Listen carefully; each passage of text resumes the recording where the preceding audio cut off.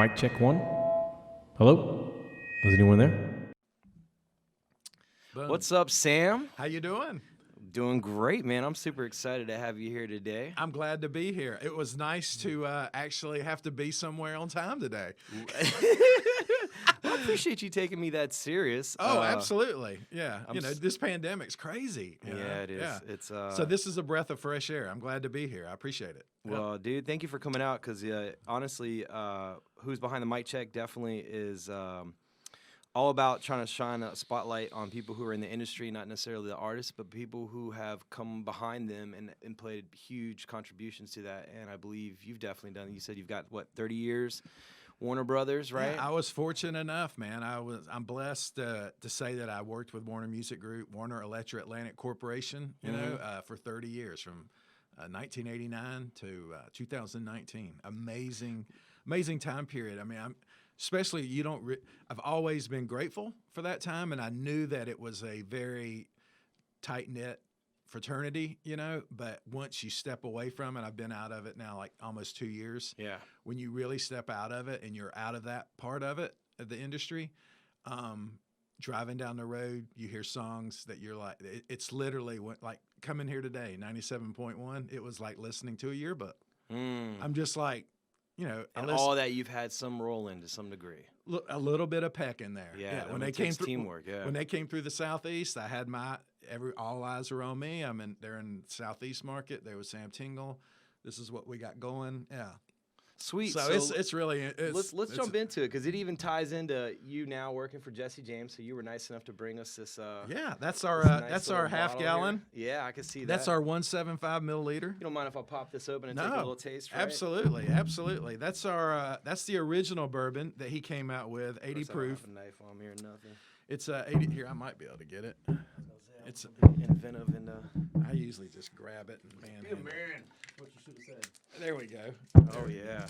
And it's our original bourbon, 80 proof, and very smooth, real easy drinking whiskey. Great day in, day out bourbon. I've been really fortunate. I've been all over the country and spotlighting his bourbon, and I tell you what, everyone that I've come across to or that's come to our table or whatever, it's just amazing to see their feedback. But at the end of the day, man, we're a top shelf bourbon. We're just priced within reach for everybody. We're not a high price bourbon. yeah. A good half gallon like that, I've seen it anywhere between $23 to $27.99 a bottle. That's a lot of good whiskey. Steal, man. I'll take it, dude. Yeah, I'll isn't it take good? Real Yeah, smooth, isn't it? Well, let's back up a little bit, Sure. man, because to get here, Yeah. you had a bit of a journey, and it plays a role with all that. And conversing with you on the phone the other day, I really enjoy how your story plays out, how you got into the music business, man. I mean, it's almost, I don't want to say fairy tale, but it's a cool little story. Going back to your childhood, let's talk about that first concert. Sure. Because this is what I assume planted the seed for you to create your love for music. Oh, absolutely. I mean, my childhood, I lived from Decatur, Georgia, grew up there. I came from a very kind of conservative family when I was a kid, like a really, kid, mom, dad, brother. And then all of a sudden, my mom and dad, they divorced. Things happen with adults. And they divorced. And I was like around 8 years old when all that went down. But after that, divorce went down. All of a sudden, it just seems, our home was a lot different. All of a sudden, there's just tons of records, loud stereo. My brother, it was, I don't know. It was, for me, just looking back on it as an adult, I was just brought up with so much culture between my mom and my brother. Music was always huge in our house. Like, we had tons of records. We had big, huge stereo, like with the big 4 speakers. My brother was adamant about all that. And my mom is a big live music fan. She loved to go see concerts. When award shows were on television, she would always hype it up like it was the Saturday night we're watching. So she was the influence. She big time. And then my brother, he's 4 years older than me. So, I mean, he was experiencing, the Leonard Skinners, the Led Zeppelins, the Aerosmiths, the Ted Nugents, the Styx, all this incredible Yeah, And I'm sure you looked up to him, right? And you just followed right behind him. Oh, and I would just go and look through his records, play his records, read about him, you know, and then I started discovering stuff that was I considered mine. Yeah. You know, and Elvis was it seemed like an uncle to me growing up. Really? We always Okay. heard his name, Yeah. you know, just so close, and always heard his name. And then I became a huge fan of his. I just thought he would, like him and Evel Knievel were my heroes. You know what I mean? Wow. And then I also love Interesting. Kind of have the same dress attire. well, Evel, oh, of course, Evel will tell you that where Yeah. it came from. But you know, just him, and also sports. Johnny Bench. I was a huge, you know, baseball guy, and but anyway, you know, my first concert, I was fortunate enough. My mom took me to see Elvis Presley at the Omni in Atlanta in like 1976. Ooh, the Omni, that's some history. And right I tell there. you what, that is the first time, you know, you hear volume. I heard volume like that before ever. First time I'd ever seen that many people in a place like that, you know, going to see music. And, you know, when he hit the stage, I mean, I thought that whole arena was going to crack in half. I mean, just the volume, that 2001 Odyssey, just, and then when he hit, you know, back then everyone had flash cameras. I mean, it was literally like a strobe light for like the first song, the entire song. It was just nothing but power, you know. And then he hit the mic with his vocal, and it literally, I mean, it shook the earth. It was unbelievable. And and when I came home from that show, my mom said everything about me changed. Ah, there it is. Just like you looked at things different, things that didn't matter all of a sudden did matter. You know, I started paying attention to detail and stuff, and yeah, I was just like, wow, what an amazing product. I was amazed by the production of it all, and it was just an event. Like, Yeah. I was just like, wow. Yeah, and I've always been event driven. I love events. So, which is funny because that ends up playing a part in your role here in a minute. And, you know, you get a little bit older and you're old enough to get your first job. And tell me a little bit of that, because this plays another huge role into what leads into you getting for Warner's, right? Yeah, I mean, it's it all kind of ties together. Yeah. I mean, I've always been in an industry where people are kind of like coming and they're spending money to have a good time. Yeah. You know, the arts. And when I was in high school, you know, it's that time of the era where it's time to get a job. I mean, I always loved music. You know, I always tried to get a job like in a record store, but in the 80s, you know, back then that was like the holy grail. If you got a job in a record store, it was a coveted position. that was the coolest thing in the world. And that was a tight-knit society, very much like the music industry is, as you know, and I never could get a job at Turtles. I filled out applications, and so I'm like, For you guys that don't know, Turtles was a record store back in the day. huge south, huge, Yes, huge, southeastern, man. Oh. southeastern record chain, just amazing. And so anyway, you know, fast forward, you know, all of a sudden, all my friends, you know, are working in a movie theater down at South DeKalb Mall, right there off Candler Road, you know, and I go down there and hanging out, whatever, and they're all working there. And then I meet the manager of the place, and then I just told him, I just like, you know what you need, man? I go, you need a good assistant manager. You need a guy to run stuff around here for you, you know, like really. And how old were you? I was like in the 10th grade. I was like 15. Confidence, man. Yeah. That's what I'm telling my nephews right now. It's all about the confidence, man. Yeah, and I told him, I was like, man, you know, I go, I'm your guy, man. I can make all this. I can, I can do this, you know. And he was like really struck by that. And looking back, I'm like, Anybody would with a 15-year-old going with that So- much confidence, yeah. so, you know, a week goes by or whatever, and then I'm back down there, and he calls me down to his office, and he starts talking to me and wants to know about me and, you know, whatever. And sure enough, man, he hired me. He trained me to do everything in that movie theater, everything. Opening, closing, the inventory. And when I tell you that guy ran a movie theater, like, I mean, it was clean as can be. You could eat off the floor. Everything was organized. I knew exactly how many small cups we had at opening, medium cups. I knew the entire inventory. I knew what projectionist was doing upstairs. I mean, Wow. So if anything was messed up, out of line, you'd see it.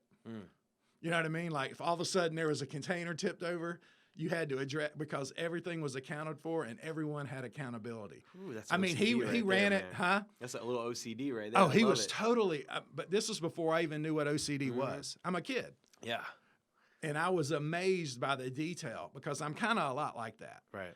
in regards to the detail, I was amazed by the detail and how he paid attention to everything, and he trained me, and I got it. I was like, this is cool. Like, if we see something mess up, we see it plain as day. You know what I mean? And he trained me, and I would open Monday through Thursday. I worked during the week. I'd come. First theater show was like at 5 in the afternoon. I'd come there after school, open the theater. All my friends worked there, and away we went. And then he got transferred to Lenox Square. I wanted to go to Lenox Square too, so that's when I went from South DeKalb to Lenox Square. My mom got a new job in the apartment industry out on Peachtree. Yeah. So we started living off Peachtree when I got out of high school. And one day I went up to the record store at Lenox Mall in Camelot. I'm the assistant manager downstairs, and I'm up there, and they've got a little sign in the window that says, now hiring. So I asked them, I go, y'all are hiring like that? And they're like, yeah. And I go, where do I get an application? They go, you manage the theater downstairs. Like they thought I was kidding or whatever. And I go, that's all good. I go, I can work at both of them like that. So the assistant manager, her name's Kim, she went and got me an application. I filled it out. She hired me and gave me 20 hours a week to start. Wow. So I was working downstairs at the theater and then upstairs. Yeah. This is 1986. This is the peak of like amazing movies. Pop culture is huge. Cassette tapes are coming out. Malls are just, it's the place. It's the epicenter. And here I am at the #1 mall in the Southeast, Lenox. Lenox, good old Lenox. Yeah. Still famous today. Unbelievable. And that was the #1 Camelot music in the country. I mean, we just had people that the product that we would blow out of there would just be unbelievable. Like U2's Joshua Tree. I mean, we'd sell like 300 or 400 in a week. I mean, just like gunning, unbelievable, and all the artists that would play at the Omni would stay across the street, and they'd come in and I'd get to wait on them and stuff. I mean, we waited on everybody from Bon Jovi to Gregory Hines to Aerosmith to So this is where Maynard it really Jackson. starts, where you're starting to get that initial introduction to working with artists. This is where it started. This is where I started seeing the template of how things work. Yeah. But at the same time, I'm constantly waiting on huge people to a point where I was like talking to them just like we're talking now. You know what I mean? Like I remember, Greg. So you got that starstruck kind of out of your way quick. Very quickly. Yeah. Everything seemed real approachable to me by the time I got to Warner. Yeah. But like Maynard Jackson, he was one of the mayors here in Atlanta. He was an icon in Atlanta, Georgia. Everyone loved him. He used to come in there. I used to wait on a lot of the governors, that would come in as well. Like the weather guy, like Guy Sharp, he's an Atlanta icon. All these people, and then all of a sudden one day, here comes Bon Jovi. We got Bon Jovi in here. So, I mean, my bad. that was right when it happened. That was actually, he had 3 sold out shows on the Slippery When Wet tour. Wow. Yeah, and he came in on a Sunday morning real early. Yeah. And he was like the only one in the store. I And remember then, getting on the school bus and the kids playing that song, man. I was like, what's this? yeah, and he was super cool, and I waited on him and stuff. And remember that band Cutting Crew? There was a band called Cutting Crew. I think it was called I Just Died in Your Eyes Tonight or something. You'd know the song if you heard it. Yeah, I know that song. Yeah. I think that's Cutting Crew. All right. And anyway, he was buying CDs, he was buying some albums, and then he was buying cassettes. So main thing he wanted was the Joshua Tree. He came over and bought that. That was the main thing he wanted. And then he had a list. And then he was like, I remember going to find him the Cutting Crew on cassette. And I was just like, this is hilarious. This is hilarious. But then when you listen to that song, you're like, wow, it's kind of like a Bon Jovi song. Well, I guess kind of, people follow the trends at the time, That's unfortunate with the record labels. They find something that works and just run with it, right? Yeah, and that's when I started meeting all these record label people. They would come in, weekly, to politic for positioning, like the windows. Those were like sacred. You're like right there in the middle, and stuff. So like basically, setting up displays and things like that. displays, marketing. Yeah. And they'd bring artists by just to meet us, like casual, like walkthroughs. Outside of the in-stores, just kind of like... Yeah, they call them walkthroughs, where they just walk. They come and bring artists to meet the managers and, the powerhouse stores like ours, at that time, just to show you how big the industry was, we were at Camelot Music in the mall, and literally right outside the mall was Tower Records. That's how, and we both did huge. Yeah. Both stores did huge numbers. So it's either... You know, I mean, that's how big it was. Yeah, I think you know? just literally named 3 record stores I don't think exist anymore today. No. The key record stores now, and there's some good ones too. It's just if you just got to be fortunate enough to live near one. Is the independent record stores now across the country. Or some of them are incredible. CD Warehouse in Decatur. Some of them are amazing. I mean, like Criminal Records in Atlanta. Criminal Records. That's an icon Wax store. and Facts, both those little 5 Dude, points. Wax and Facts, I used to go there when I worked at Camelot. Like before, and some of the same guys still work there that know everything. You know, it's amazing. But, you go up to Nashville, there's Grimey's down in, Florida. There's Park Ave CDs in Orlando. I mean, there's over in Birmingham, Alabama. Seasick Records. Weird, like antique shops now. In a way, it's like you're walking into history. Well, what's cool is they got their own thing going. It's like they're very community driven. Mm-hmm.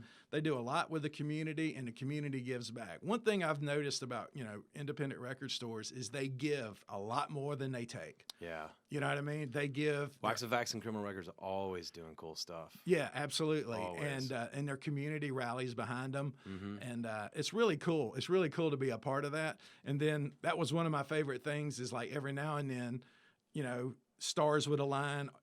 Artist itineraries would align, and then I'd love like calling up Grimey's, and going, "Hey man, I've got Hailstorm. They got a new album coming out." Throwing them a bone. And then and we got Record Store Day coming up, and they live in Nashville. I go, let's put them on the back lot and just rock it full electric and just crank it up, and then sometimes stars align and everyone approves, and then boom, we're off and running. That's what I miss.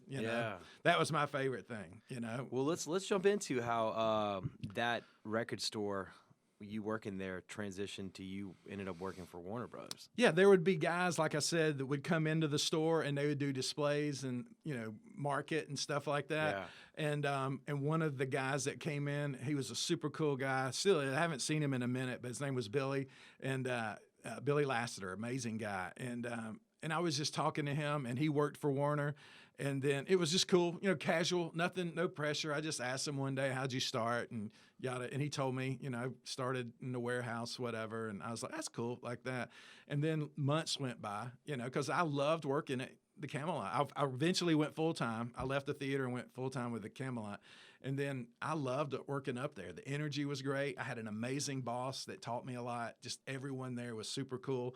But then eventually, I just that course was running out, and I go, well, I know I don't want to manage a store, I don't want to, I go, but I do want to work for a record label. I was like obsessed with it, And then one day I just went over, and my favorite band always has been Van Halen. Going back to like making music your own. Yeah, that was when I first heard Van Halen 1. That was like, that's my band. You know what I mean? That's mine, like that. I loved it. And then one day I go, who are they distributed through? And I flipped over the album, and it was Warner Electric, Atlantic, Warner Brothers. And I was like, man, that's Billy, who super cool Billy, that comes through all the time. And so I was like, And then one day on my lunch hour, man, before I went, I called them. They're on Fulton Industrial, but I looked them up in the phone book. And I was at Camelot. I looked them up in the phone book. And I called down there and asked if they were hiring. And the guy answered the phone and goes, no, we're not, like that. And I go, okay. And I just hung up, And then I went back out on the floor, and then I was like, you know what? I'm going to drive down there on my lunch hour. So I went back and told him I had an appointment. I'm going to be late, not too late. It was a dead day. It was in the middle of the week. And I drove down there on my lunch hour. Beautiful day, like today, just gorgeous day. And I drove down there, and I get there, and I see the guy that I just talked to because I can hear his voice. And he's up there answering all these phones and switchboard, huge, just going at it, And then I asked him, I just acted, I go, are you guys hiring? He goes, no, we're not, like that, And I go, I go, is it cool? Do you have an application I could fill out and put on file? And he opens the drawer, like he's tired of me, you know what I mean? Which I was probably like the 30th guy to come in there. And he opens the drawer, tears one off, hands it to me. And I clipboard pen, I go over and sit on the couch, and I'm just sitting there filling it out. I'd say it's probably 1:30ish, in the afternoon. And then here come a bunch of like big shots from Warner coming back from lunch. They got their iced tea, drinks, and they were all coming in, and I'm sitting there filling out the application. And then one of them stops and says to me, he goes, "Are you looking for a job?" And I said, "I sure am," like that. And he goes, "When you're done with your application, come back and see me." And he turns to the guy, the receptionist. He goes, "When he's done with his application, please escort him back to my office," like that. And then he goes, "I'll see you in a bit." Destiny. And I was just like, Meant to be. and then I was just like, man, after I was just like, wow. And I just started filling out that, I started filling out that application and not missing nothing, like making sure every, I was dotted, T was crossed. Just like the movie theater taught you. Yeah. And then sure enough, man, boom, he takes me back there. We talked for like an hour and a half, just hanging out in his office. Oh, you were super late back to your job. Huh? Do I? You were super late back from your lunch break. Oh yeah. Oh, big time. Oh, I was. And this was before cell phones and everything, Yeah. And then, but in the interview, it went great, and he hired me. And he goes, "Here's the deal. And I go, "I've got to give 2 weeks notice, Yeah, if you still had the job when you got back. Oh, they were cool like that. Okay. Yeah. And when I got back, I told them, it's like, "Hey, 2 weeks from today, I'm gonna be starting a new job." And they were like, "Really? Where at?" And I go, at that time, the slang was WEA, Warner Electric Atlantic, WEA. I said, "I'm gonna be working for WEA," like that, and they were just like, "Congratulations," Wow. and all this, and it sounds so like magical. Like I'm starting in 2 weeks. Dude, 2 weeks came, and I started in a warehouse. And 2 weeks came, February of '89, a pallet jack with a pallet on it, a clipboard with a stack of orders about that thick, and a warehouse as big as like freaking 5 Home Depots. Wow. Just stacked to the ceiling with CDs, cassettes, single. I mean, everything. Yeah. And then they started. Maybe some A-track somewhere. Dude, and then here I come, with my little pallet jack.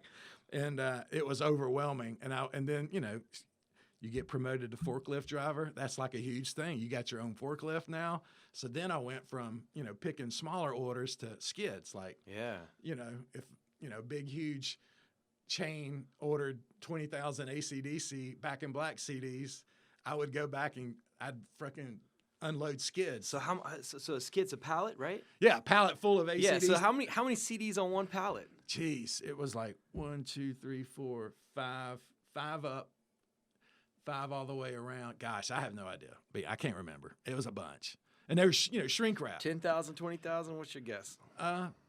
No, not that many. 5,000? Yeah, probably around there. 5,000 a pallet, maybe? Yeah, and I remember just loading an entire, you can load an entire diesel rig with AC/DC, Madonna, Doobie Brothers. I mean, like these big programs. And I was just like hitting these now trucks. You just hit download on iTunes. Yeah, it's unbelievable. Looking back on it, I'm Yeah. just like, wow, that was such a crazy, huge time to be in the music industry. But from '89 to 2019, there's a lot.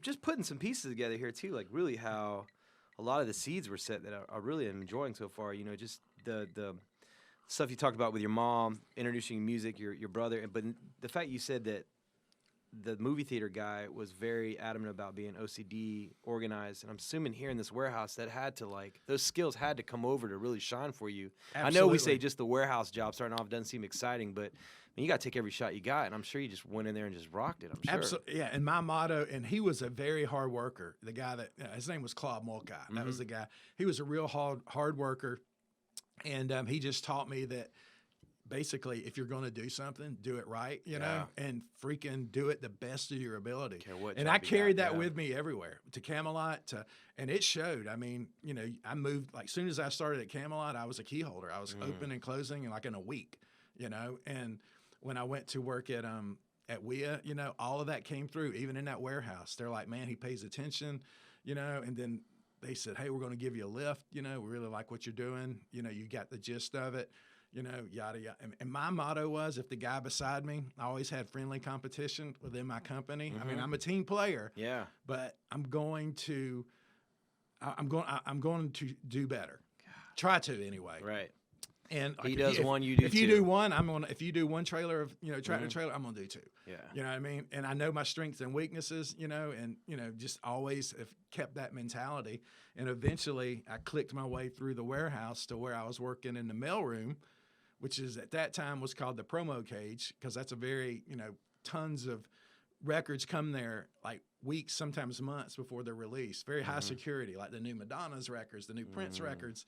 They come there and they're staged until it's time to send them the radio, the singles, yada, yada. And The old school leaks. and when I got there, yeah, exactly. And when I got in there, that's when that's literally considered the front office, even though it was in the corner of the back of the warehouse. Like no one in the warehouse could go in there. It was chain linked, barbed wire. It's probably those CDs were probably safer than nowadays. People's hard drives. They're talking about albums leaking out. Oh yeah. You guys probably kept that more tight niche than most today's. So when internet. I went into the mailroom, I was used to that, mentality of you cannot make a mistake, because all of a sudden, one of the program, radio guys for Warner, he comes back there and he hands you 50 Madonna CD singles. They have to be overnighted to every station in the country. Right. They all have to get it tomorrow at the same time, because they're going for ads the following day. Yep. And if one station, one huge station in New York or LA or whatever doesn't get it, who do they call? Me. So you just got to. So it was like, even though it was in the mailroom, it's like, oh, it's a no pressure job. It was a very pressure I was going to job. say, how old are you at this time? I was like 21. 21. Okay, so Yeah. you're becoming pretty much an adult, and the pressure here is clear and Oh yeah, it's responsibility. Absolutely. Oh yeah, I'm sure you handle it with yeah, it's we nothing. always had fun, you Yeah. know, but at the same, everyone there had a mentality. It was a carefree mentality, but at the same time, when it came time to do work, you could not mess it up. You know what I mean? It was like, no one messed with you until you messed up. That was like, I've noticed that I was like, man, if you do your job and go above and beyond, people leave you alone. That's interesting that how that works. I know, right? I know, compared to, and then, as time goes on, then it got really weird to where every 3 months we're doing a review, and I'm just like, it was, things change. Sometimes they don't change for the best, That's So I take it you excelled at this job too, and then there's just you're just Yeah, stepping up the ladder here, right? Yeah, there's people that change your life, that change the course of your life, Yeah. And for me, it was Billy Lassiter, telling me about the gist of it. And then Pat Boatenrider, he's the one that hired me out of the warehouse to the mailroom. And then he also hired me from the mailroom into marketing. And that was the gig, the marketing gig. That was the one that I first saw, like, man, this guy goes around the record stores, does promotions, sets up in-store artist appearances, all this cool stuff. I can do that, and I know I can do it well. So here I'm in that gig. He is sitting, his office desk is right beside mine. Damn, So I was like, envisioned a goal, and now we're at this goal. Yeah, and I did that, and Billy showed me some really cool things, to be the best, and we were the best at that time. When I was doing the marketing, that was my first marketing gig. When I was doing that, we were the #1 record company in the world, not America, but the world. We had everything. Warner, It did not. I mean, it was not. Between Warner, Elektra, and Atlantic, it was not uncommon for us to have 7 records in the top 10. I mean, think about that. Yeah. We were pounding it. I mean, we had Van Halen, we had Prince, we had Metallica, we had Motley Crue. I mean, it was just like, it did not, that's just the rock. Yeah. That doesn't even get into the R&B and the urban. And I mean, it was, and then we had catalog from the Doobie Brothers. You do country too? Oh, gosh, So yeah. you just had it all unlocked. Travis Tritt, Randy Oh, Travis, man. Faith Hill, Tim McGraw. I mean, it was a stable. It was like, everything that we did was just grand slam. The AnR back then was just unbelievable. I mean, it was not uncommon. Lenny Kravitz be walking down the hallway. No one knew who he was yet. The Black Crowes, all of that came out of that office. REM, when REM went from IRS Records, which was distributed through MCA, I believe. Once they came off their independent label and they signed their deal with Warner, I mean, I was at a front row seat for that. It was incredible.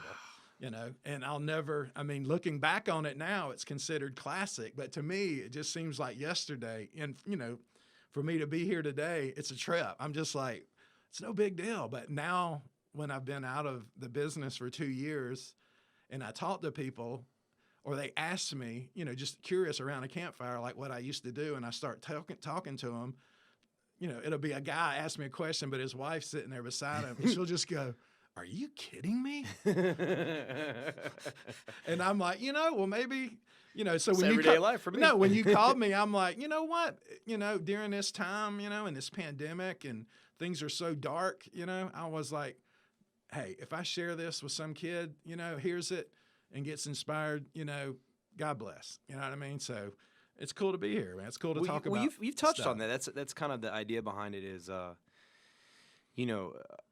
we all focus on that star, and none of us really put a lot of thought and everything that just goes around making that star. And that's why I've opened up my doors to interview everybody from the sound guy to yourself and so on, just covering these managers. I mean, I would even like to do episodes on door guys, just door guys in themselves have Everyone plays a part. Everybody plays a part, man, in making this one star be who they are, you know? And the crazy thing is a lot of stars come and go, but you guys are still there. Like you're describing here, you're describing all these people you've come through over the 30 years. You've seen all these stars come, and some of them are still around too. I don't want to say come and go like it's bad. There's a lot of stars that are still there, but you played a huge role and part of this big package role picture to bring these people through and make them who they are. Yeah. So. My favorite part of people go, what was your favorite part of, working? Like if I had to pinpoint it down, my favorite part was like working with artists, and like I knew, my company knew, my boss knew, we'd be like working with artists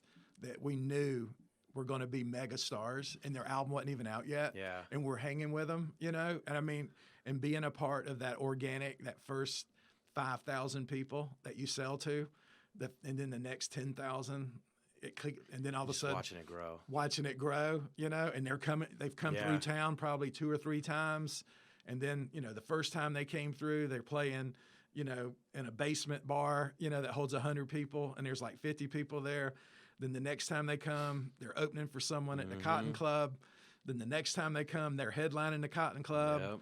And then they come back again, headlining the Cotton Club. It's sold out. And then boom, all hell breaks loose. And now they're playing the Omni. That's kind of so. That's like I've seen that a million times. I guess Smith's and Terminal West, some of those places are kind of on that level of like you start consistently selling out those places. It's like you're really bars change breaking guards. that peak to go into that next level of arena. 1,000 plus things like that. So. Out of all the bars, Smith's O Bar, they've been around a long time. I remember going to see Kenny Wayne Shepherd there. Wow, like a showcase. Like we were signed to Kenny Wayne Shepherd. We all knew going to be a megastar. First album's coming out. We've signed him. He's I think he was Giant Records, and we brought in all the customers from the Southeast. All of them around that we called on in the Southeast. And they all came down, and we showcased them at Smith's O Bar, and he came out and just mopped the floor with the crowd. It was just unbelievable. And from that day, and then his first album was successful, and then he's still successful. He still tours and has a great lucrative career, and that's what I miss, that kind of stuff. But out of all the bars that are kind of like, I'm from Atlanta, born and raised here. Back in my era, it was the Cotton Club on Peachtree. Super. That was the spot. That was like one of the biggest bars in Atlanta where everyone played. Mm-hmm. And then another one was the Point in Little 5 Points. That was one of my favorites. Yep. And those were my favorite too. But the Cotton Club was the biggie. Really? Yeah, that was the big one. And seeing everyone from Jane's Addiction to 7 Mary 3, Third Eye Blind. I mean, we were there like every week, 2 or 3 times a week. I mean, that was the tempo of the industry at the time. Unbelievable.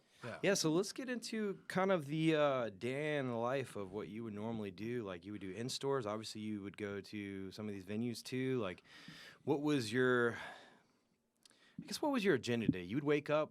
Y'all checked emails back then. I mean, how did it roll? Where it was like, all right, this is my assignment. This is what I got. This is what I need to focus on. Walk me through like your job description and what you did. Yeah, like when I first came into marketing, there was no cell phones. There was no emails. Mm-hmm. Everything was fax then. So, AOL was that a thing? Was that a thing yet? AOL. AOL was no. Oh, not yet. No, okay. I mean this is like fax. That's it. Fax and telephone, but not a cell phone, like in office. Yeah. So FAX, fax phone. Yeah, and there used to be this thing in LA that they would send something, and they didn't call it a fax, but it would have all the cells, the data, what we've done, yada yada, and then it also have the deals for the records, like like certain records would go on deal at a certain time. Like if we knew that they were going on tour, we might offer a 10% deal or a 5% deal off the the cost of the record, for a short window, and they called them Twixes, like Twix. Twix, okay. Yeah, and it has like a kind of has like a hee haw Mount Pilot, like Sarah Get Me Mount, Andy Griffith vibe about it, talking about it now, because I mean everyone's got a record store in their pocket now, but back then that's how we got our information from home office through conference calls or whatever, and we would have sales meetings every Thursday, and that's when we would go up there and we would literally meet with every one of the record labels, that had stuff. Like Warner would come in, Elektra would come in, Atlantic would come in, and then some of the smaller labels underneath Atlantic would come in, and they'd play records, videos, of what they got coming out. And that's where we would get strategic, with artists, what we got coming down the road, what we're working this week, and then what's on the horizon. Yeah, the war room, yeah. huh? Yeah, it was incredible. I mean, literally, I remember just sitting there and decisions were made that we're going to break this artist, like in that room, like in our market, we're going to break that artist, and I was like, wow. So that meant I'm part of that. All eyes are on me. I'm on the street, Yeah. And so it was really, really cool, definitely. And so then I would go to stores, do displays in stores, new Matchbox 20 came out, AC/DC, what have you. I'd travel all over the state doing up displays, windows, all that stuff, and then get customers out to our parties. Like if we had a new artist, like a Black Crowes, new Black Crowes albums, they're from Atlanta. So we had this, they are. We had this huge, I'll never forget, we just had this huge launch party for the Black Crowes at the Point. And they played the entire album, the first album, Shake Your Moneymaker. Yeah. And the other day I found this picture of me and Rick Rubin. I'm like in my 20s, and me and Rick Rubin are just hanging out, chilling with the Black Crowes, and I was a fan of his because. So did Rick Rubin have something to do with the Black Crowes? Oh yeah, it was really. It was on his record label. What? Oh yeah, God. Deaf American. Yeah, Deaf American went through Warner at that time. At that time period, Deaf American was his label. Yeah. He left Def Jam, and he started his own Deaf I gotta American. do some Googling. Holy cow. Yeah, he did Deaf Wow. American, and then and that was one of his records that he put out. But I was a fan of his because of what he did with the Cult. He did Electric, that album. Yeah. He switched gears with the Cult, and that's when I really noticed that he's real big on the kick drum. Big. His production had a lot of oomph to it. Yeah. And then I started just listening. Wonder where he got that from. I know, right? and then I just started listening to everything that he was putting out, And then when I saw that he, worked on that album, and then he came to the party, it was really cool. I was like, yeah. And it was so neat. As I remember the conversation we had, we were like, he goes, "What are you listening to, man?" And I told him, I told him, I love what you did with the Cult record and all that. And I said, "Man, you put like the bass drum back in rock and roll. It's got, I love that, the gear change you did with them. And I still love Love, but I love Electric, man. It's a great call, And he goes, "I've been digging Lenny Kravitz." Like Lenny Kravitz had just come out, that Let Love Rule album. Yeah. And that was through us too. We had Virgin Records at the time as well. And he was real big into Lenny. He was like, "I'm really digging this Lenny Kravitz guy." And I was like, "Oh, he's awesome," And Yeah, he was. That was, I remember him. yeah, and that was really busted onto the scene. It's just really, but that was like a day in the life. And my job was to get my key customers to that party. And then once, they saw the record, they met the band, they saw how great it was, yada, yada, videos, the record, then we'd go for the big order, like the big layout, what we're going to do. And yeah, I was part of the visibility campaign on that. Yeah. Neat. Yeah. And then from that gig, I went into artist development. Yeah, let's go. So, because you keep going further. Yeah, I clicked up to artist development, and I was working artist development. And now let me not to interrupt. So, did you think, was this on your radar back in the record store days? What, of going being artist development? No. So now we're surpassing the goal here. Oh yeah, I mean, And I going just even wanted. further. Yeah, I just wanted that. Yes. And what's so funny when you break it down like that? I am all about what's in front of me right here. Yeah. Okay, I've always been that way. Like, I am about what's in front, and sometimes that gets me in trouble. I'm Right, like today I was 30 minutes late. But that's just, I mean, I get sidetracked terribly. And Yeah. that's one of my pet peeves that That is just anyone that knows me, if they go, yeah, he said he's going to be here at 11. They'll say he'll be here at 11:30, 11:45. That's, I mean, everyone knows that. Now you know. Now, artist, you know what I mean? Like but now I'm you not, know. Now you know. It's my off day. I'm Yeah. not that big of a production, you know. But so. yeah, I never, and it was weird. I was in my office one day, and Alan Golden, he was the regional for Elektra Records, and artist development. You know, just a little quick snapshot of that. Those guys are the ones that work the artists that no one's ever heard of. Like they just been signed to the label. Brand new, you know, off the street, signed to the label, putting out an album. No one knows who they are at all. That's artist development. Those are the records you work. So it's a little challenging, a little more challenging. you Yeah, know? yeah. And then one day I'm in my office, and That's got to be fun though. Like incredibly You're fun. taking something from nothing to From the ground up, man. yeah.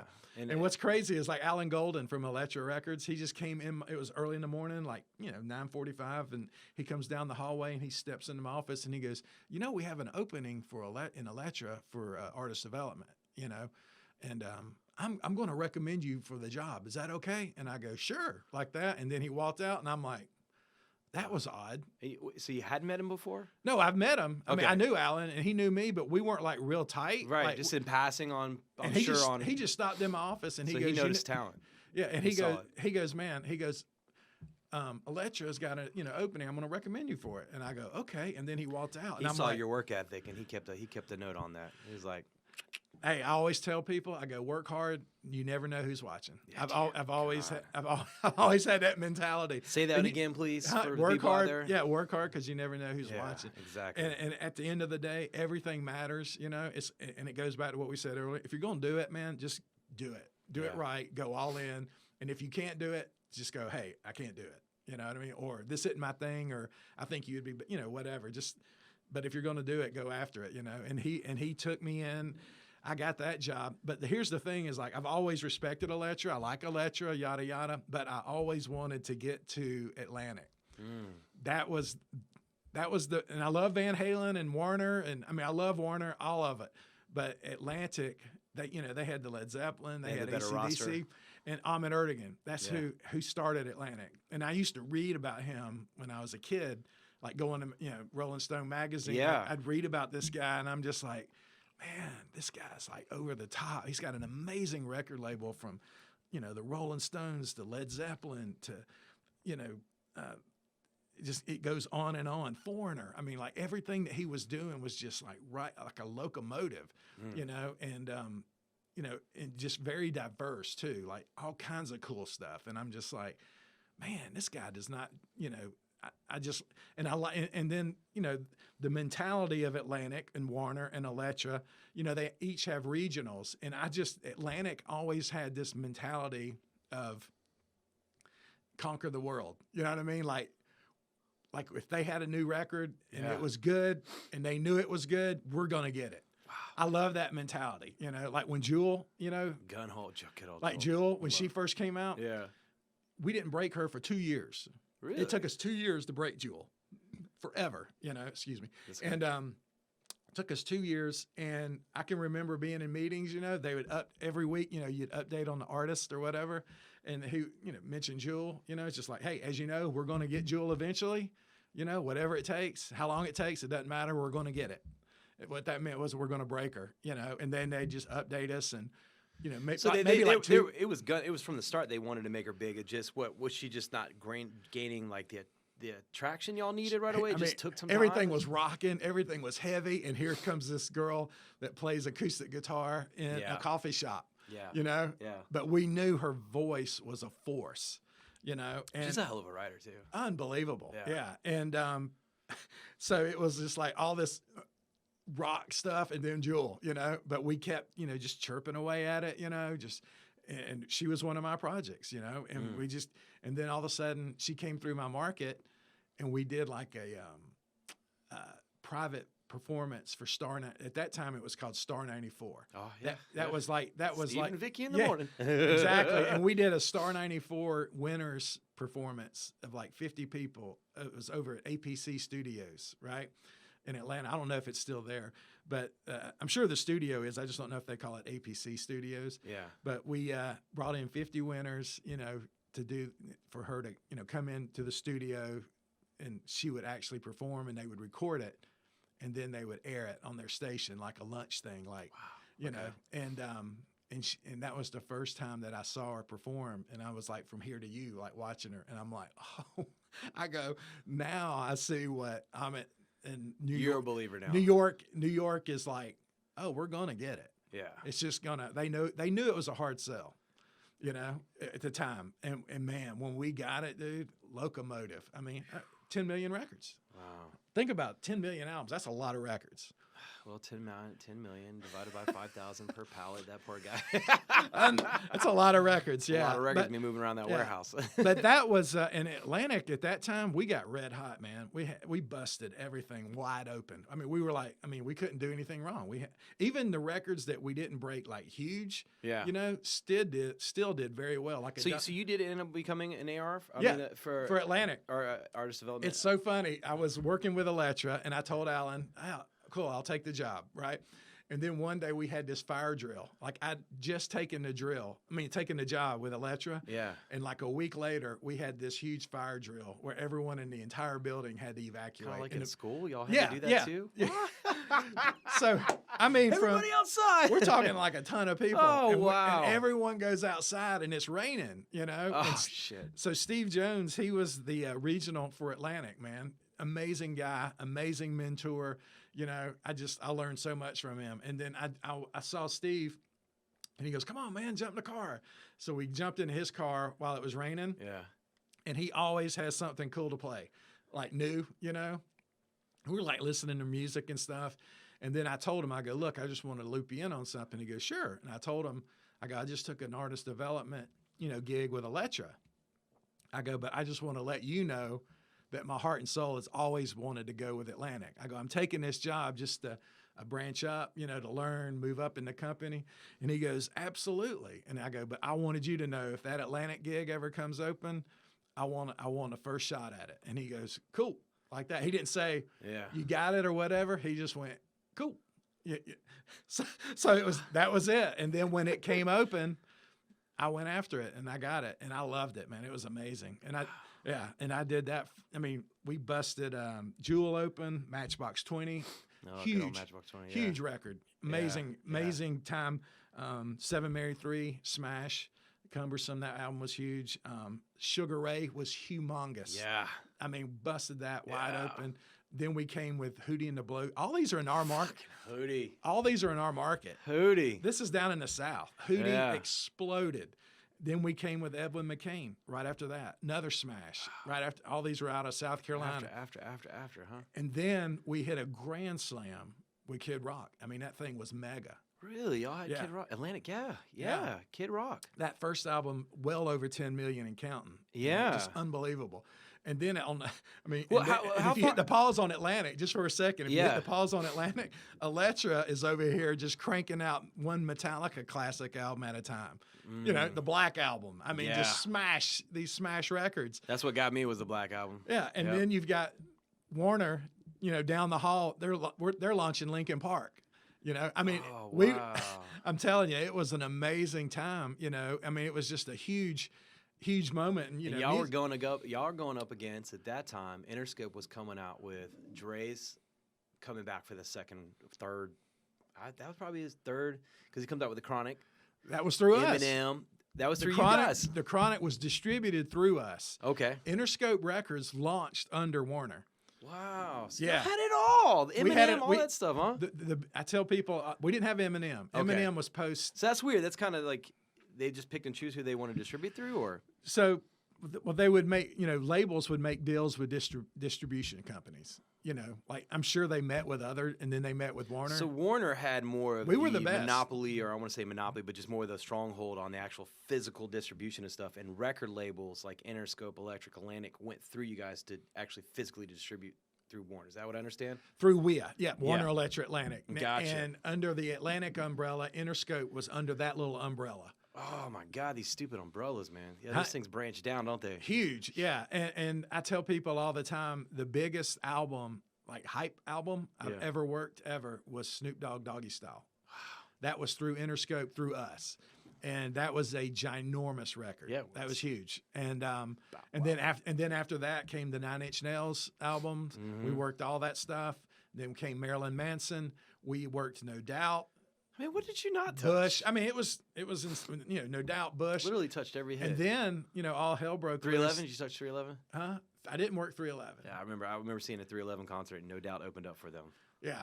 I respected 311 though. They were a great band. I saw them at the Tabernacle one year for Halloween, like back in the 90s. Yeah. And my friend Kristen, she lived in the Carolinas, and she's like, "Man, I'm coming down for Halloween. 311's playing at the Tabernacle." And I'm like, "Let's do it."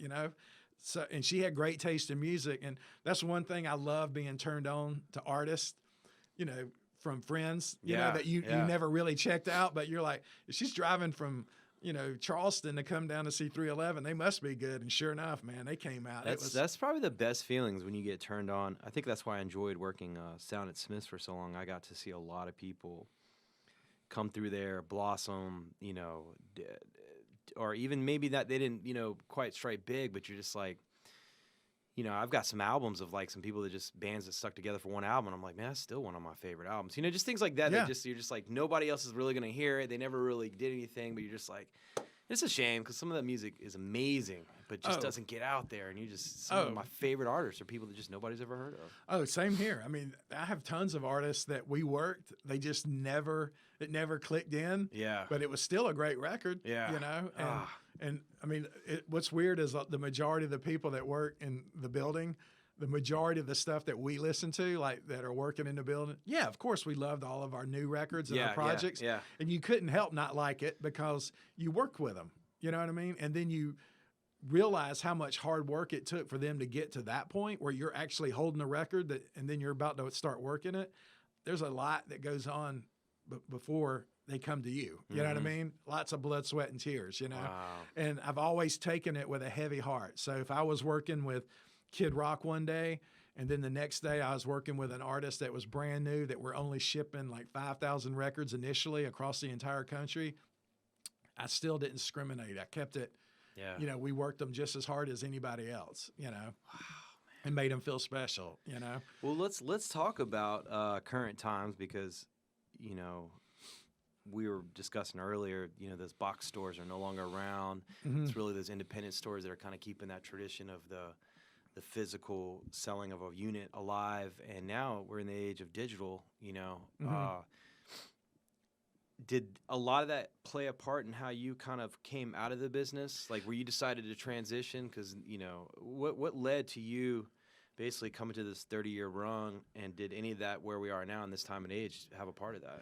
Oh, absolutely. And, like in the music business, about every 30 years, the music business is always changing. It always has. It's gone from, 8 tracks to albums to cassette, everything. It's constantly evolving, and, one thing that definitely, with all the big boxes and all that stuff closing down, and then it was just like, it was a continuous just chopping at it, going lower and lower and lower. And then the digital evolution came out, the whole. You saw how Napster changed it. I had a front row seat to every bit of it, Napster and it was played some a of it huge- was. That was right around that time you were talking about with Eminem.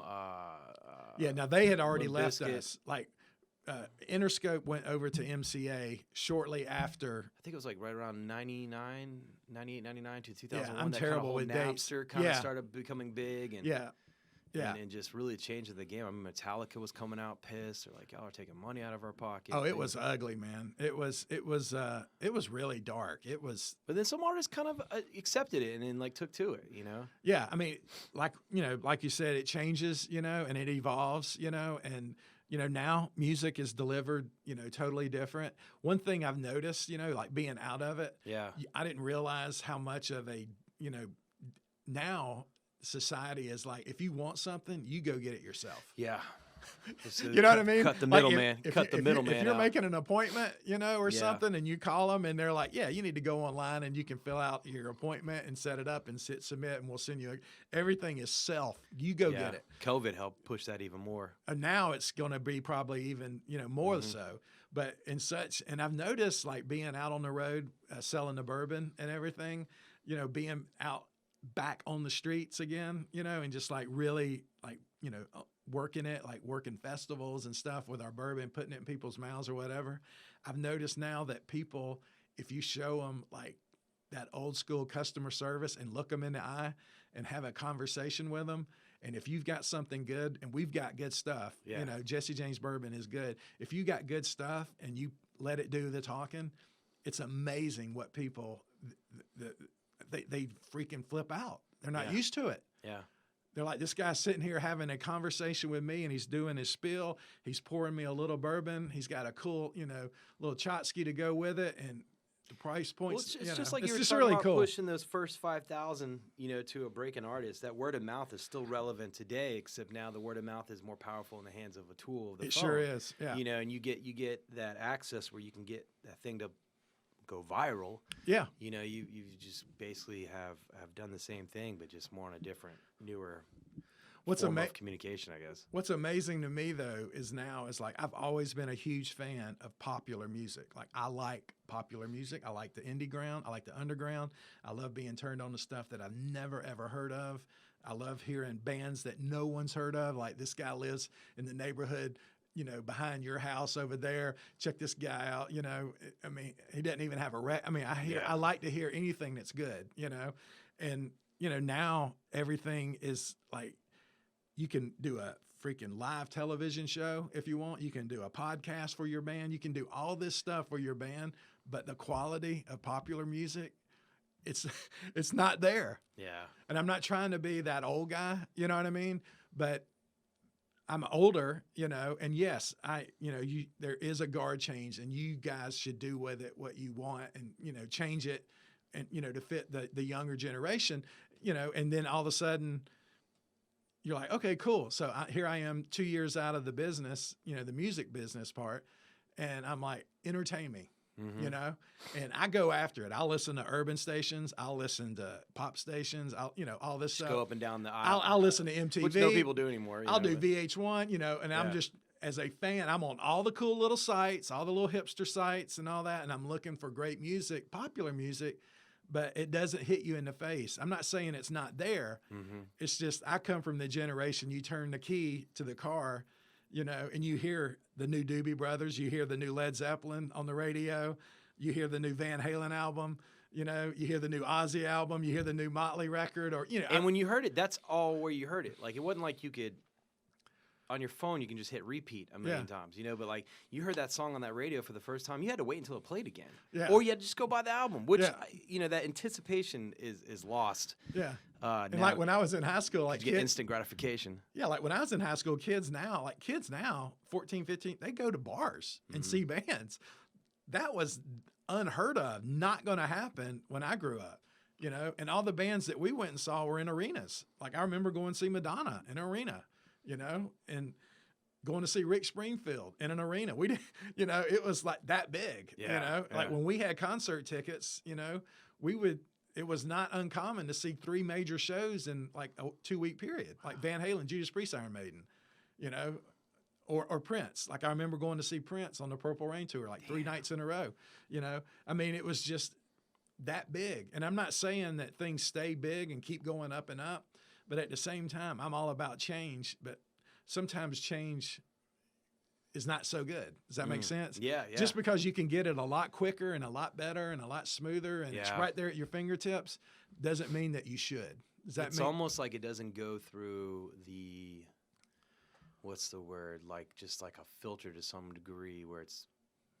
manicured before it's released. You know what I mean? Like it's almost like it's released so quickly. It's like, you know, but at the same time, you get some of those cooler imperfections too. But I totally. So, but just going back to like the quality, you know. I like this, by the way. Oh, I'm glad you enjoy it. We're proud of it. I've been tempted to put a mixer on it, but I'm just sipping. Oh, it's a great ice. It's a great sipping whiskey. That's the cool thing about I mean, this is our original bourbon, but we also we also have you know, and there's different. You know, you have to go through different things in different states to get approval to have it on the shelf. And currently in Georgia, the original is available, and we also have a honey that's available in Georgia, Jesse James honey. And we make the honey whiskey from the original bourbon. And but those are the two that are in Georgia. And then we also have a spice whiskey. Is that kind of It kind of has like a little bit of vanilla taste in there. Okay. A little bit of clove. So it's not like it's and spice. you can't do that here in Georgia for whatever legal reason? No, it's not a legal reason. It's just it's about timing, Okay. about getting like certain amount of volume, being released or whatever. But we have a spice. And then we also, it's not in Georgia, we have a Devil's Devil cinnamon whiskey that we've got. And that's kind of organically growing Yeah. across the country. And the thing that we're really excited about here in the next couple of weeks, we're going to be putting out Jesse has a barrel strength whiskey. It's a limited edition barrel strength, which is about 120 proof. And he selected the barrels, and some of our key partners selected barrels. Yeah. And it's a barrel select cask whiskey. And it's coming out. It's a gorgeous bottle. You can see it on our Jesse James Spirits page. Yeah. It's like a black bottle with a silver. It's got all this is in silver, and the bottle's jet black. And I like just coming up with. I'm a big slogan guy, and I'm like, that's back in black in a bottle. It is. That's what I call it. Gotta get that, yeah. Yeah, and it's a beautiful bottle, and he's super proud of it as he should be, and people are going to love it. I mean, it's Well, let's get in there because that's kind of where we're at. Brings up to par with your story is you're coming out of this end of a 30-year era. Yeah. Changing of the guard per se. Yeah. And I take it you're just kind of looking for something new to get excited about, or what was weird, really like- the motivation, and if you don't mind, man, let's get into how you and Jesse James became friends. Yeah, absolutely. Because So- he was obviously one of those records you worked on. I take it, right? He was an artist that wasn't on our label Okay. per se, but I mean we kind of came up in the industry together at the same time, like Yeah. kind of just the meetings of, and like going back to what we were talking about earlier about leaving Warner. So basically, every 30 years there's a change of the guard or whatever, and then one day out of the blue moon, we had this massive conference call, and they were downsizing the company, evolving it, changing it, like offices and stuff, and they made everyone in the company a proposal, and it was an amazing proposal for someone like me that had been with the company that long. And I was like, wow, that's amazing. And then I started thinking, we had like a month, over a month to think about it. It was voluntary, or whatever. And I read through everything, and the more and more I thought about it, and I knew this in the back of my head, and I've been saying it for a long time, it was time for me to change gears. So I accepted the offer, right, to leave the company voluntarily, right? And all on great will, you know what I mean? And then after I turned it in, all that stuff, my boss, who I was working under, he turned it in, he accepted it as well, right? And then one day, I get a call from him after we've turned it in and everyone knows who's staying and who's going. I get a call from him, and they're like, let me run something by you and tell me what you think. And I go, sure, And he goes, what would you mind staying an extra year? Is almost like a full year, and staying on an extra year, and then helping change the guard with the youth that's going to be taking over Training, I guess. yeah, just right? sweet. And I said, absolutely, like that. Yeah. I go, I'd be more than I mean, they've given me so much. They gave me an amazing life. Warner did just an incredible life. I go, absolutely. And so me and him and my friend Sylvia, she was in the Midwest. It was just like this handing off the baton to the next generation. And man, we had a blast that year, and just, told them the heritage of the company, and just amazing kids, that came out of college, and they have that same, energy that we had when we were. And I was really excited Younger about it. you.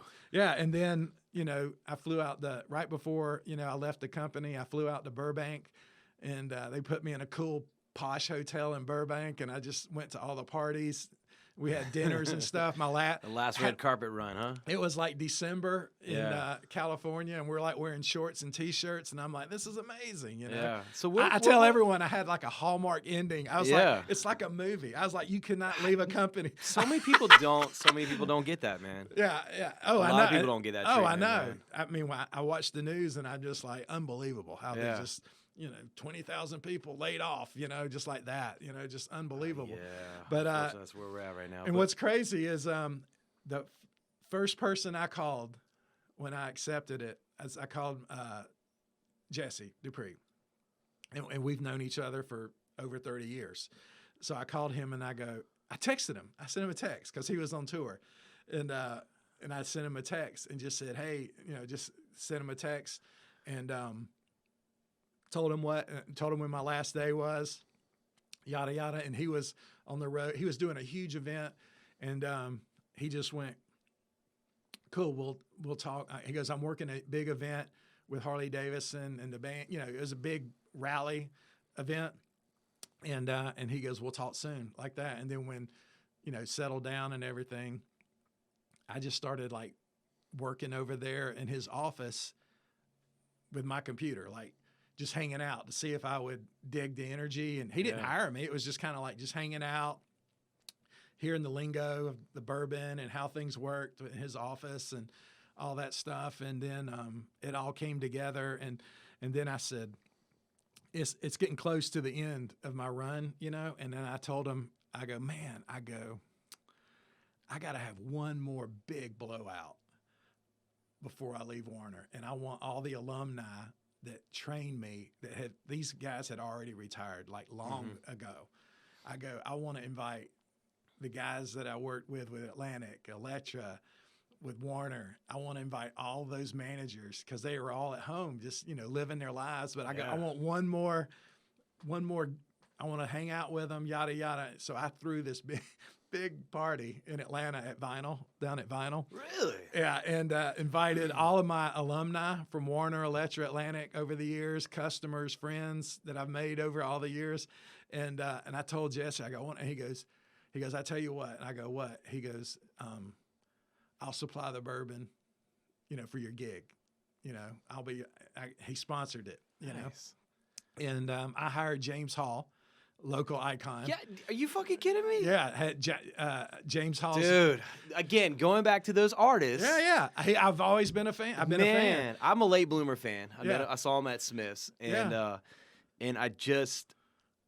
I didn't know his background. I didn't know anything about him. Yeah. I just saw him, and I was like, "You're fucking amazing." And then come to find out, he's like even more amazing than I had. Anyway, sorry. You know how you James Hall really is like my how- local Yeah, going back to what we were saying, Yeah. unheard music. Yeah. And like what's great writer, man. What's so funny? The first time I saw James Hall, a competitor, she worked for BMI. Yeah. BMG is what it was called, BMG. And we would see each other, all the sales reps would see each other at big customers, like we'd be in the lobby or coming in and out of offices. So we got to know each other and everybody was cool and cordial. And sometimes our parties intertwined together. And we were at some show and she was just like, yeah, after this, we're all going down to the Masquerade to see James Hall. And I go, who is this James Hall guy? Everybody keeps, talking about James Hall. You know? But when record industry people are, it must be good. So I'm going down there, and I went down to the show, and that was the first time I'd ever seen him.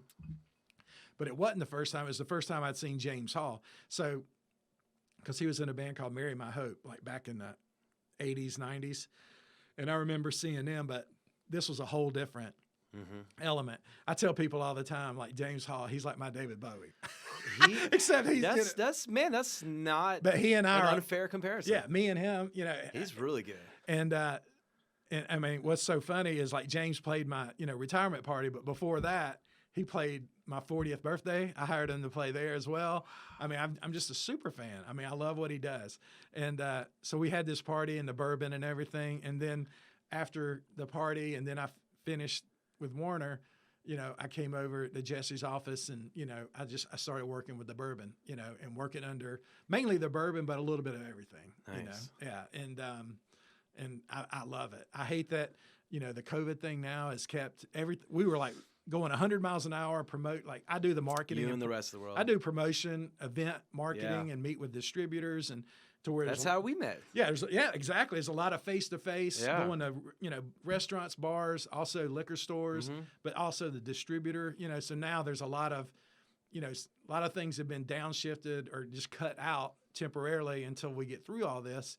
So I'm just kind of waiting on things to kick back up again, and I miss it. But we were like a locomotive. I was like, I flew to Kansas, to Missouri. I was like Philadelphia. I was like all over. I was on the way to Tulsa. I mean, I had all these, You might have to just start doing door-to-door sales, man. Just I had like all everybody's home. I had all these trips booked, and then COVID hit, and we had to shut it all down. So, well, you have a really cool story too about you and Jess first meeting. You were telling me about because he wasn't originally in Jackal. No. And that's a cool story. Do you mind sharing that? No, absolutely. Yeah. So I'm just turned 21, haven't been out in the bar scene, dying to, for someone that loves music. I go, man, I cannot wait until and it wasn't so I could drink. It was like, I want to go see every band that comes to town. And if I hear about a band, but I hated the fact that I'm under 21 and I can't go. So I turned 21. I'm excited. And this girl, I just started at WIA when I met Jesse. Like I was like in a warehouse, like a dog, like pulling like Skid Row is what I called it, literally. And then this Thursday night, man, this girl, me and her went to Charlie Magruder's, which was a big rock bar in Atlanta. I saw a documentary recently called The Rainbow Bar and Grill. It was like on Amazon. Yeah. Great documentary on the rainbow. Check it out if you haven't. Yeah. And I was watching it and I thought about that era that they were in. That era was also in Atlanta. It was just at a place called Charlie Magruder's. So if you had to compare apples to apples, Charlie Magruder's was like our rainbow in a way. It was just inside the perimeter over there off of 285. And a lot of the rock and rollers would hang out there after their shows in Atlanta or whatever. And went there on a Thursday night, and a band called PG-13 was playing on a Thursday night. And I'm sitting there, and we're hanging out, and they come out, and Jesse's the singer, and he comes out and just floored me. It was like a freight train. I'm like, wow. Yeah, I and love that feeling. Yeah. His band was incredible. Yeah. He had amazing players. The guy on guitar, John Hayes, who was playing guitar with him at the time, he's in Mother's Finest now, has been for years. And they just came out doing everything from James Brown, like I Feel Good, to, AC/DC, to, Wilson Pickett. I mean, it was like going through my record collection. And this guy on vocals was a force, and I'm like, wow, man, this guy's so good. And so that next night they were going to be there Thursday, Friday, Saturday, and Sunday, I think, is how it went down. And like when they would play there, that's the run they would do. And I was like, I've got to go back tonight. That guy was good. I mean, you got to realize I've only been 21 like a couple of weeks. So I go back to see him just to see, was he that good or was I, drinking too much? Right. And then I went back on a Friday night where it's like packed, and he just blew me away again. So, fast forward, there was 2 bars I went to. I went to Charlie Magruder's and this other bar called Danny's Rock and Roll on Cobb Parkway in Marietta. Yeah.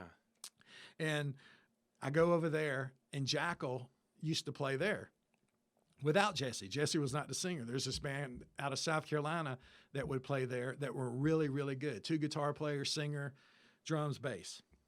5-piece, great players, amazing band. Played all the covers I wanted to hear. They had some original stuff, but just really good, tight rock and roll band, right? Really cool looking guys too. Cool dudes, you know what I mean? Yeah. They were just the cool guys, great rock band. And then, and Jesse, I go over there, and Jesse's like behind the bar. He's behind the bar, like cleaning the bar and like working behind the bar. And I come up to him and I'm like, "You work here?" like to Jesse. And he looks at me like, "Yeah, what's up?" Like I was insulting him. No, he was asking me like, what's it? How can I help you or whatever? And I go, "No, dude, you work here? Like you actually work here?" And he goes, "Yeah, I'm managing the place or whatever." And I go, "I can't believe you work here like that." and he didn't know to take that as a compliment. and then I go, man, I saw you at Magruder's, performing with PG-13. And I go, man, you're a freaking star. I go, you're really freaking good like that. And he goes, well, one thing about Jesse, he's just real humble. You know? It's hard to take. Yeah, and he it's goes, tough. and You're he like, goes, I go, you're really good, man. He goes, well, whatever. And then we just kind of became friends because we both love music. Jesse loves music. He does love music, man. He's not a person that goes out and buys records, but he respects artists and he respects music and how it's made, and he loves constantly making music. Even if he doesn't put it out, he's still making it. Yeah. He'll sit on a song for years, but he's got it. Yep. And we had that energy, and then we became friends. And then one day, I read like Creative Loafing used to be like the Rolling Stone of Georgia. I mean, that was our. I just love Creative Loafing. I mean, God, there was a time where it was just like 2 inches of music, local music of all genres. And then one day I read in Creative Loafing that he was now the singer in Jackal, and those were my 2 favorite bands. That's who I'd go see if they were playing. And then now he's singing for Jackal, and I'm like, unbelievable. And then from then on, man, I mean, because he had been touring, Jesse had been touring the Southeast for years in various bands and made a name for himself, and so had Jackal. They both had. So there was a lot of Sam two forces coming. There was a lot of Sam Tingles in other states, just like me. Yeah. I didn't know about them because we didn't have social media and you didn't see what was going on outside of your little world. But there was a lot of people like me. I just didn't know it. But Jesse knew it, and then he joins the band, and I'll never forget one day he goes, hey, we're going to do a run through the Southeast. We're going to hit up through Tennessee. We're going to bounce over, hit the Carolinas, and then down through South Carolina, and then back home. It's like a 5-day run. You want to go with us? And I was like, I'm 21 years old. I'm living off Delk Road in Moonraker Apartments with these 2 girls. Life was great. I was working at Warner, So I was like, heck yeah, I'll go. So it was me and the band in a Dodge van, an old Dodge van. And if you go back and look at the I Stand Alone video, that was like their first single and video. And in the middle of that video, they all pull the van up and they jump out of the van and they just run away from it. And then it blows up in the smithereens. That was the van that I rode in. Wow. And we went all over the Southeast, and then this bitch. Yeah, and then I think we went up to Murfreesboro in a place called, I think it's called Main Street in Murfreesboro. It's like a weeknight. It's like a Thursday night, freaking pull into town and the place is packed. Wow. Capacity, just packed to the gills. And they come out and just like that was like the first time I'd seen them with Jesse. Yeah. And I was like blown away. And I was amazed by the people. It was just packed. And then we went, up through the Carolinas to a place called Gary's Hangar, and then down through this place called Club de And we just did this huge run, through the Southeast every night, Thursday, Friday, Saturday, Sunday, but one-nighters, all original music, no covers, one set. They'd go on like right there between 11 and midnight, places packed, and they'd hit it, and then they were done, all originals. And then I was like, wow, this is amazing. And I just kept going on trips with them and hanging out.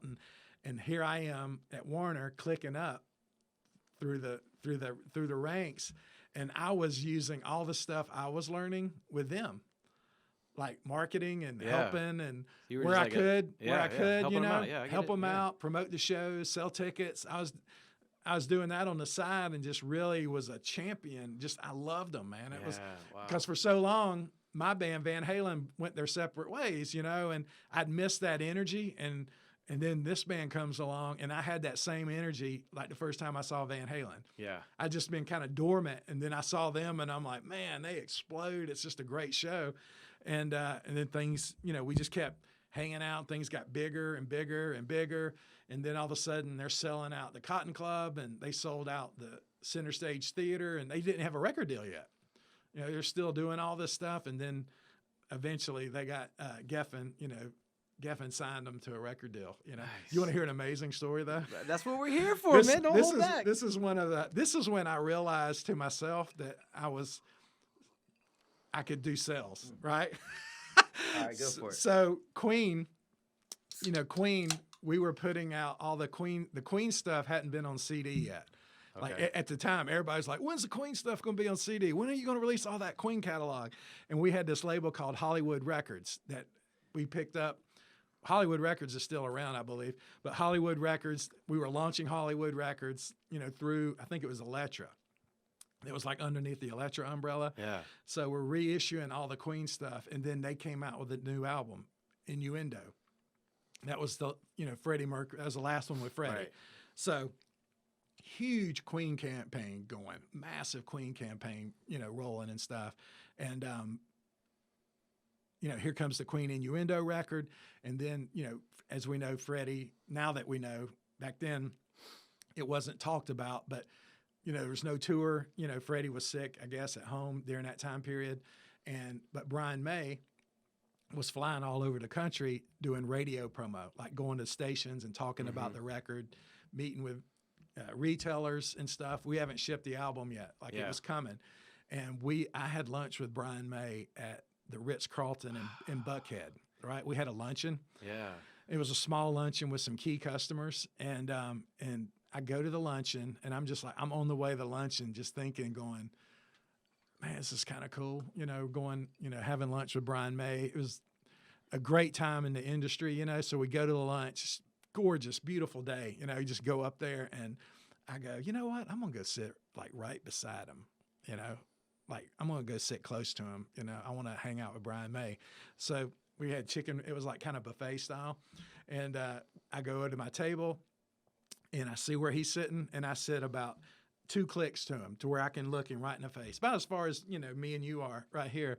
And I sit down, we're eating and stuff, and everyone's coming to the table. There's about, big round table, like a hotel table. Yeah, yeah. And there's, everyone's in the room and people are coming over and saying hello before we all actually started eating.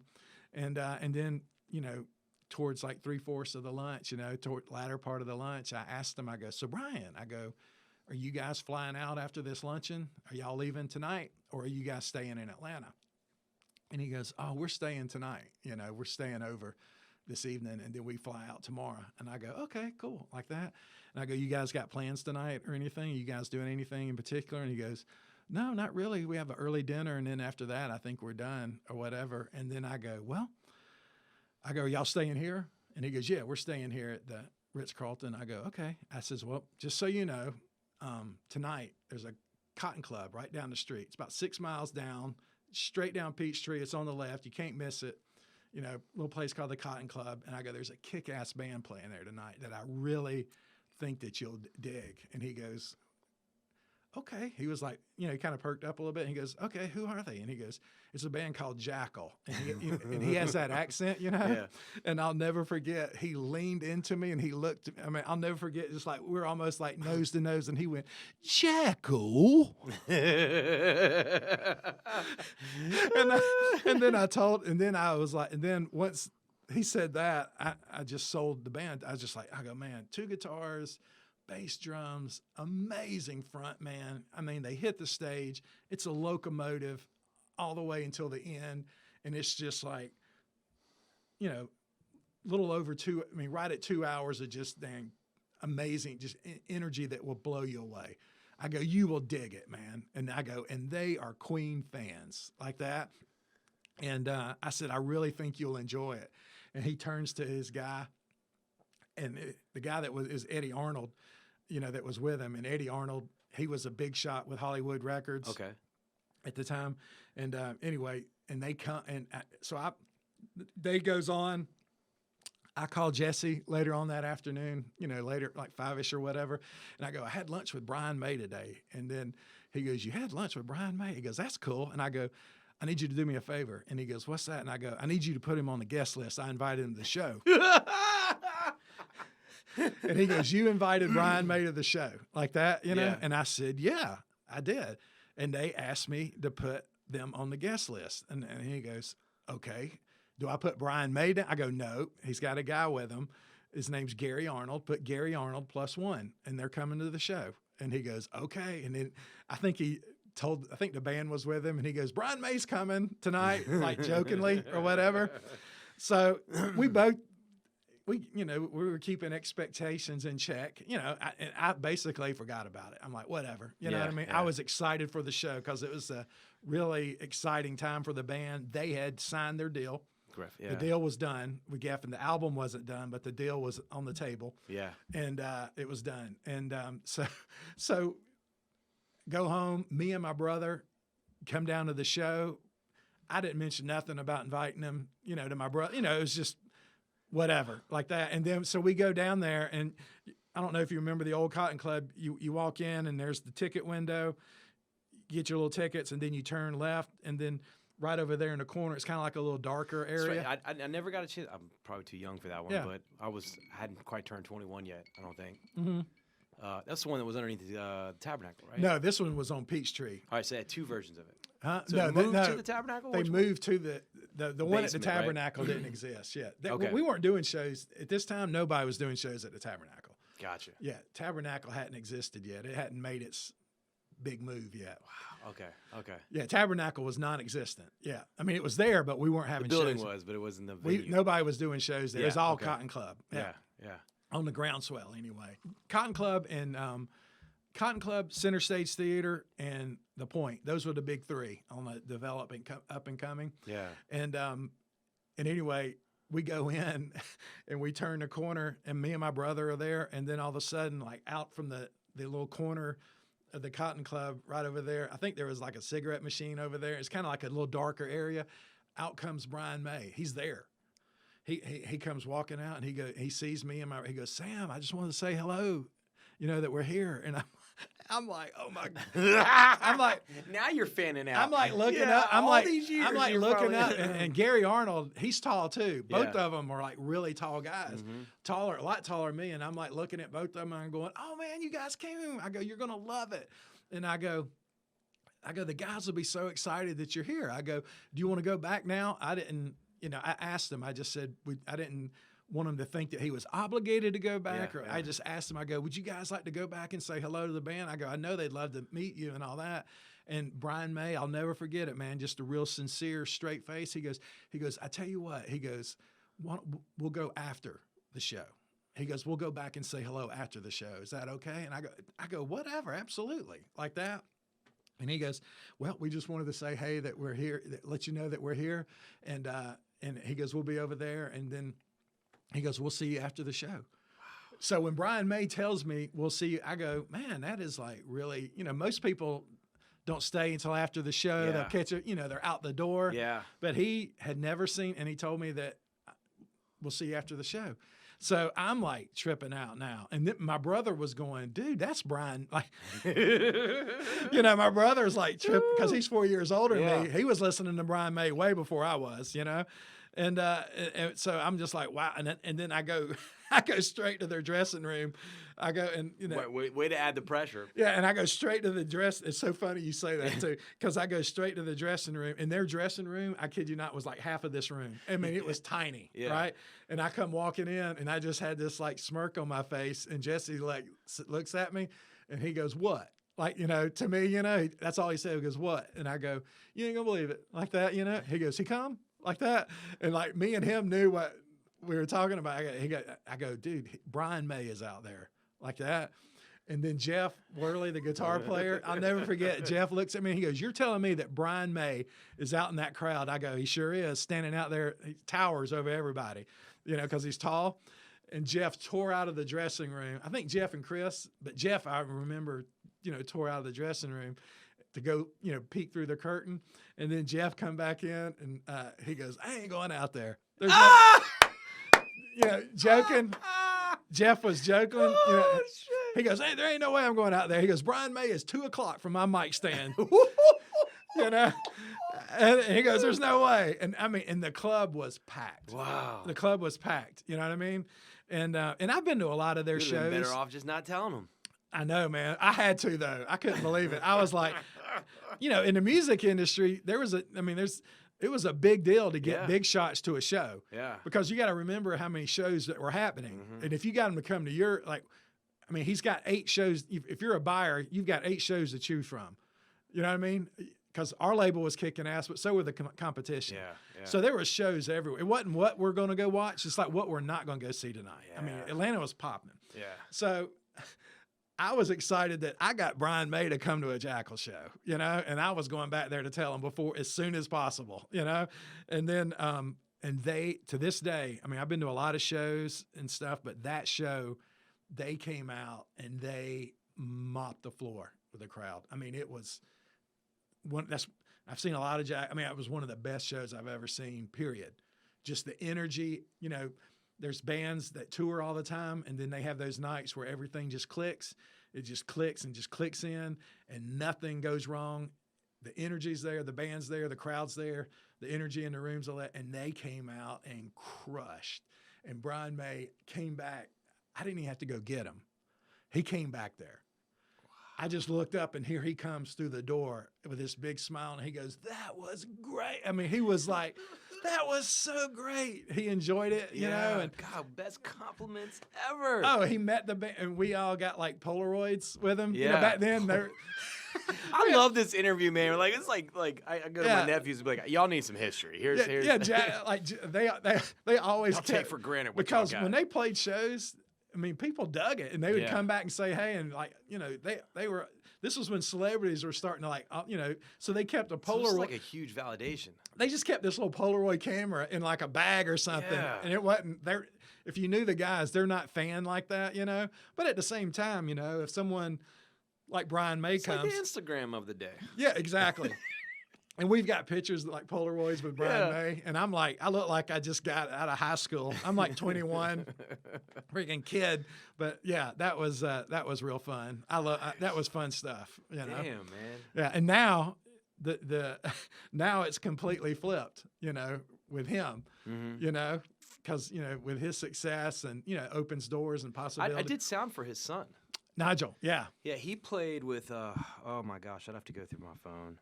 Cliff. yeah, Cliff used to be the GM of Smith Bar at one time, or a manager. I don't know. Maybe it's just a manager. I can't Sure. remember.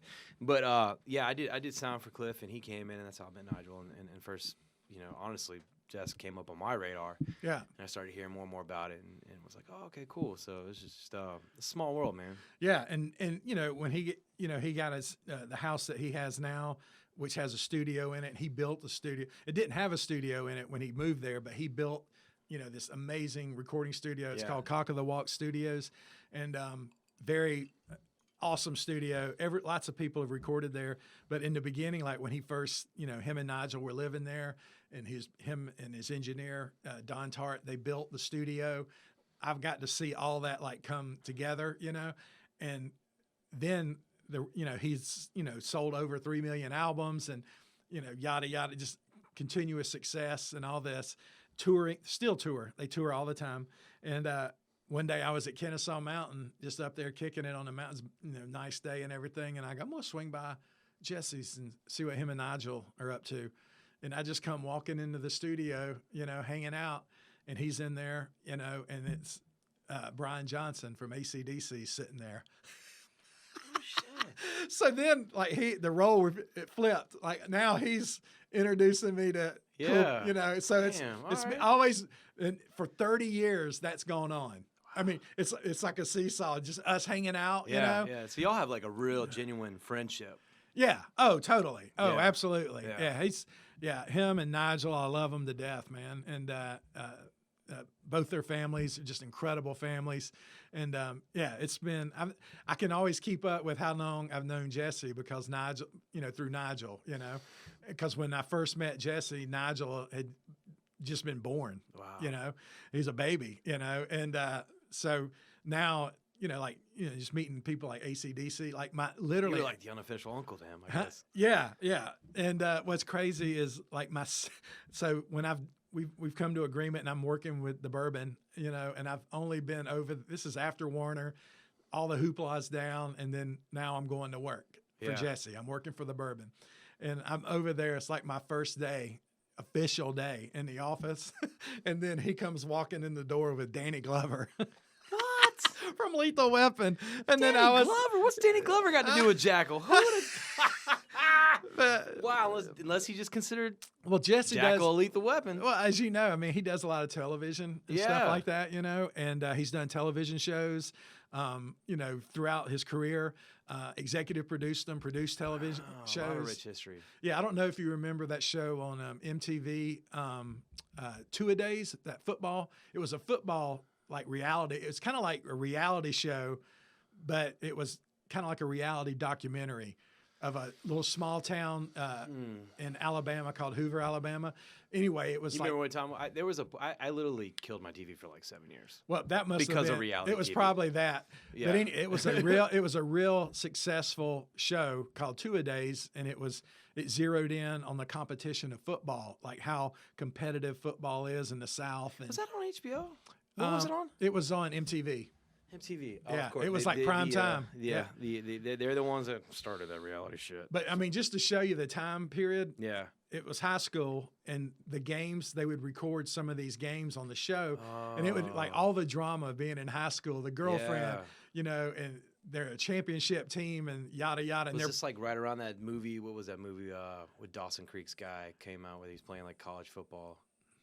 probably around that On era. like tail end off of that kind of because it was like that was like a big thing then. But the show was huge, and but to put things in perspective, like one of the shows centered around this big game against a team from Florida. Yeah. You know, big team, and their quarterback was like the state. He was like the stud or what, and they feature him on the show. Guess who that quarterback was that the team was playing, like from Hoover? Tim Tebow. Shut the fuck up. So I mean, Jesse's always had his hand like on the pulse of stuff that Really? that will blow you away. Damn. You're just like, are you kidding me? Like, I mean, when you start the way things roll out, you know, it's amazing. He has always been like on the front cusp of it. And but anyway, that day with Danny Glover, him and Danny Glover had a mutual friend, and they were bouncing off ideas about a possible show. And he was in Atlanta filming a movie. So he does way more than just They music, spent the day- way more than liquor. He's in the film industry, obviously. Oh, absolutely. Yeah. I mean, Yeah. he loves, you know, he wears a lot of hats. Wow. Our company wears a lot of hats. So that's what I like about it. One day I could be, you know, out in Kansas or Missouri or up in Philadelphia selling the bourbon or whatever. And then the next day we could be doing something with Jackal, like a big show, you know, or we're working with Harley Davidson to do a big show, or, you know, it's constantly changing. Yeah. Like the way I grew up at Warner. Nothing's changed. It's just, you know, different barcodes and different SKUs. And, you know, we have bourbon now. I used to sell records. Now I sell bourbon. You know, I sell tickets. I sell events. And Well, hey man, stuff touch like on that. What do you see like as far as compare and contrast to that industry to this industry? Because they're clearly connected in a lot of ways. There's a lot of the first thing artists that he push- told me, like coming from because you know I grew up with him in the music industry. He's older than I am, but you know I grew up. We kind of learned a lot about the distribution and how the chain of command. We kind of fed off of each other for years, how things got done and how programs worked and all that. And one of the first things he told me when I started, he goes, "You're going to see a lot of similarities with the bourbon and the way things work and the way things go down, like from the actual label, Jesse James Bourbon, Yeah. the label, to the distributor, to the shelf. You're going to see a lot of, to the big box, to the indies." He goes, "You're going to see," and I was amazed. In a way, it's like being in the '90s in the bourbon world. Yeah. You know, you have new releases, you have limited editions. That you have- explains. It's I super remember cool. seeing you come into Smithsville Bar and the way you set everything up, man. That really now it just clicks. Like, yeah, in stores. Yeah. You know, like Yeah. I get it now. In promo, you know, stuff. And now, like there was one week, you know, I'm in there working, and man, he is on the road. He's doing show after show. And, you know, when it makes sense, you know, he's doing bottle signings, and I'm setting up these bottle signings with him, and it's just like a CD signing. Yeah. It's the exact same thing, except we're signing liquor, you know, signing bottles of liquor, you know, and I was like going, this is so awesome. And like before I left Warner, even before I made that decision, you know, there's always a part two. You know, you don't meet a lot of people in the music industry that are in their 60s. Yeah. You know, you just don't. Yeah. And if you do, they're in New York or LA. You know what I mean? Big ways. Yeah, and they have no idea what's going on 9 times out of 10. Usually, they're just there. You know? It's really just names associated. Exactly. And yeah, man. And I was just like amazed at the similarities of how everything went down. And, You know, it was really fun and a great transition. And before, you know, I started working for him, I just go, man, I just want to work where I'm around people, you know, that I like being around all the time, that I can be around them all the time. And I go, whatever I'm a part of, I want to be passionate about it. And I'm very passionate about the bourbon, and because I know it's good. Yeah. And this stuff's only been around, like, I think we're right around 7 years now with the bourbon. And, you know, our competitors, you know, Jack, Jim, all those guys, they've been around over 100 years. And here we are at 7, and they know that we're here.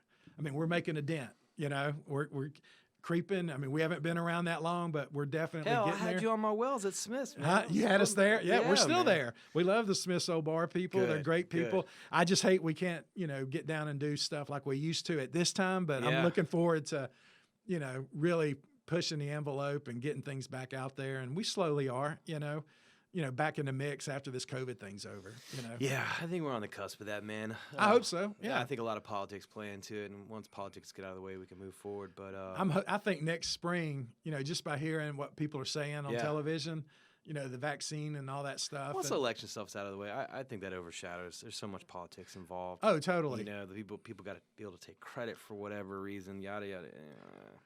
You know, we all want to get back to normal. But you I'm know. excited about. I think People the miss music. People miss, you know, drinking with music. It's all hand in hand, dude. Oh, it's all absolutely. about bar sales at the end of the day. You Oh, know? totally. Absolutely. And then, I mean, the other day I was in the studio and he was in there rehearsing. He has a side project called Jesse James Dupree and Dixie Inc.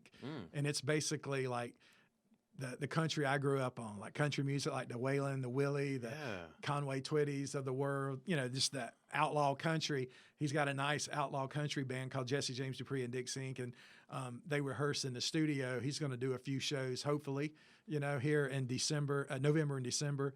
And I was in there, and it was really cool just to sit in a chair and listen to like some amazing live music. And I was like, I sat there for the whole rehearsal just because I was digging the guitar player, man. He was just crushing it over there. Just, it was like watching Roy Clark and Jerry Reed mixed together. I'm like, Really? I was like, man, I'm just sitting there going, man, this is awesome. You know, Yeah. just watching this. And Being firsthand, man. yeah, that's what I love about the changing, you know, always changing over there. Like Yeah. I can go, you can be sitting at a desk or, you know, working on a big bourbon program and then take a break and walk into the studio. Cock Over the Walk Studios right there, you know, by the office.